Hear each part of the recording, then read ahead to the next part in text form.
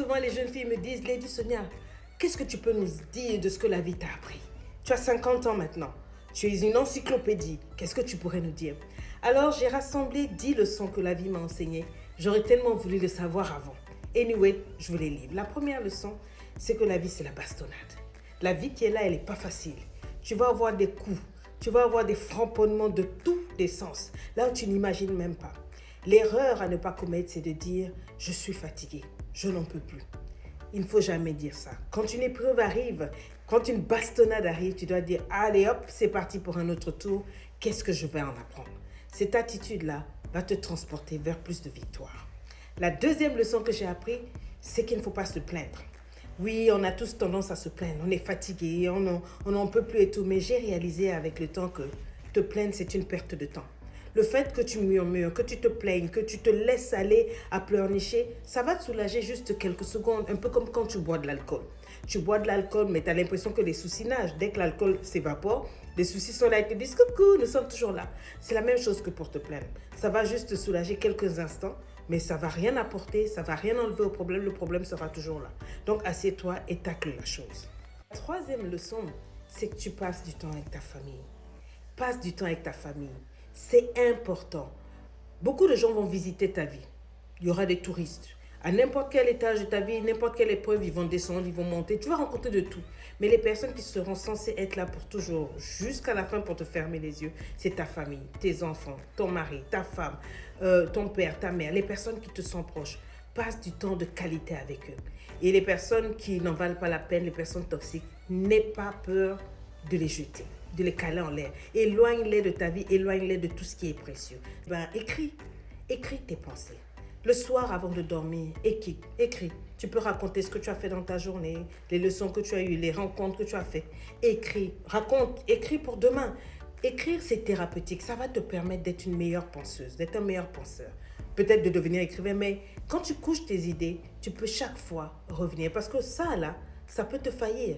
La tête, on oublie, alors que les écrits restent. Tu pourras revenir lire ce que tu as traversé. Tu pourras revenir lire les leçons. Tu pourras revenir lire. Et on ne sait jamais, peut-être que tes descendants tomberont un jour sur ton cahier et en apprendront beaucoup sur toi. En tout cas, écrire est une thérapie. Ça va te faire tellement de bien. Écris. L'autre leçon, c'est ne commence pas une relation si tu ne sens pas le feeling. Oui, j'ai déjà essayé ça quand j'étais plus jeune. Quelqu'un qui ne me disait rien. Puis je me suis dit, bon, je vais lui donner une chance. Ça a été la pire histoire de ma vie. J'ai fait du mal à cette personne, mais j'en étais pas amoureuse, c'était juste pour m'amuser. Et quand j'ai eu l'occasion, j'ai détruit cette personne. Non. Si tu ne ressens rien pour une personne, ne te mets pas en relation avec elle. C'est une perte de temps pour toi. Et c'est une énergie toxique que tu vas laisser sur cette terre. Tu n'en as pas besoin. Sois reconnaissante. Oh oui, il faut être reconnaissante pour tout ce que la vie te donne. Pour ton père, ta mère, même s'ils sont plus de ce monde, ils t'ont fait un grand cadeau, la vie.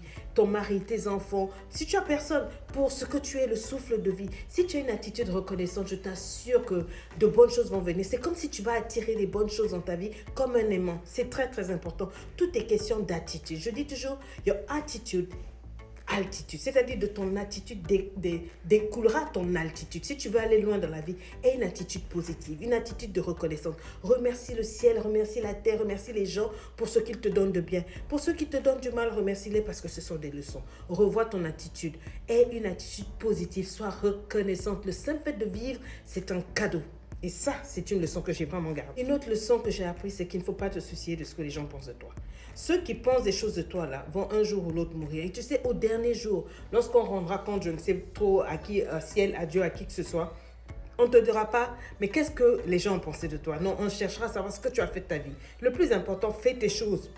Ceux qui veulent parler, ils parleront toujours. Les gens, ils auront toujours à dire, ils ne fermeront leur bec à ton sujet que lorsque tu seras enterré. Et même là encore, ils parleront. Que tu montes à vélo, que tu pédales sur de l'eau, ou quoi, ils diront que tu l'as poussé. En tout cas, ils auront toujours quelque chose à dire. Occupe-toi de ta vie. Ce qu'ils pensent, laisse-les penser. C'est vraiment pas important. Prends des risques. Oh, la vie m'a appris.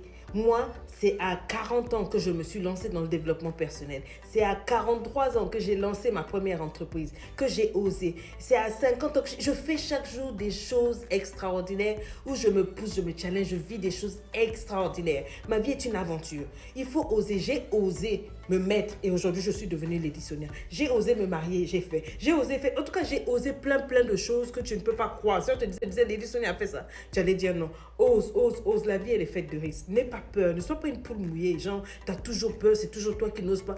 Mais tu vas rater tellement d'opportunités. Donc, il faut que tu oses. Ça, c'est une des grandes... Donne sans attendre en retour. Ça, c'est une leçon que j'ai compris. Il faut donner sans rien attendre en retour. Parce que si tu donnes en attendant que les gens te donnent, tu vas être frustré. Les gens sont très ingrats. Les gens sont très méchants de nature. Ils vont utiliser même ce que tu as donné pour le retourner contre toi, essayer de te faire du mal. Quand tu veux donner, donne simplement en attendant rien. Donne en avançant. Parce qu'il y a des gens que tu vas aider, ce sont les mêmes qui vont se retourner pour te tirer à terre. Parce qu'ils veulent être toi. Donne parce que tu veux donner. Fais parce que tu veux faire du bien. Mais n'attends pas qu'il te loue, qu'il te rembourse, qu'il fasse... Tu seras frustré pour rien. Repose-toi avant d'être fatigué. Ce corps-là, c'est un moteur. Ton corps a besoin de repos. Prends du temps pour te reposer. Travailler, c'est bien. Chercher l'argent, c'est bien. Mais ta santé, c'est mieux. Le jour où tu fermeras les yeux dans ton entreprise, le même jour, ils vont publier ton poste. C'est comme si tu serais juste de passage. Donc, prends soin de ta santé.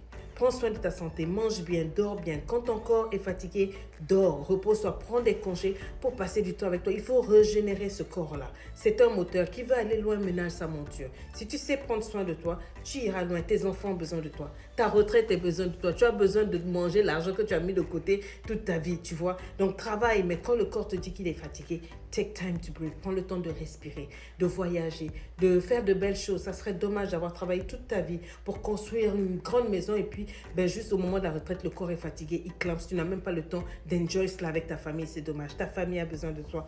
Sois une personne cool. Tu vas rencontrer des gens de tout calibre. Des gens qui vont venir déclencher en toi le pire. Essaie le plus possible d'être cool, d'être gentil. Mais ne sois pas une serpillière. Ne laisse pas les gens t'utiliser. N'aie pas peur de dire non quand ton cœur te dit non. Et n'aie pas peur de dire oui quand ton cœur dit oui. Voilà les leçons que moi j'ai tirées et qui font que même si je ferme les yeux aujourd'hui, je serais ravie d'être passée sur cette terre parce que j'aurais vécu pleinement.